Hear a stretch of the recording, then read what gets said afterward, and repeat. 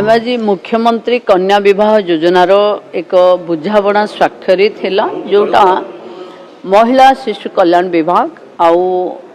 हस्तशिल्प उत्कलिका सहित है जोटार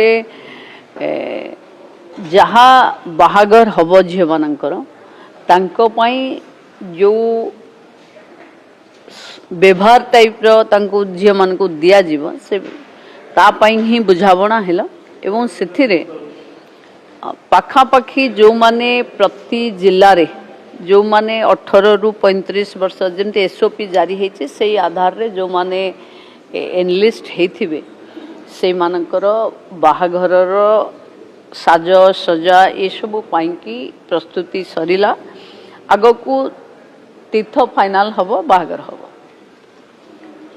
ये है मुख्यमंत्री कन्या विवाह योजनार चूड़ांत प्रस्तुति केवल दिन स्थिर हम एथिरे सोसाइटी पार्टिसिपेशन रहिबो विभिन्न वॉलंटरी ऑर्गेनाइजेशन भी एथिरे शामिल हेबे जिलापाल माने याको एग्जीक्यूट करिवे ओडिशा सरकार माननीय मुख्यमंत्री नेतृत्व रे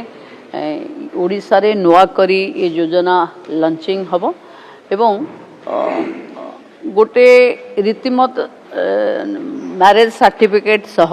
बाहागर कंप्लीट बाहागर माननीय मुख्यमंत्री निजे उपस्थित रही को करेंगे।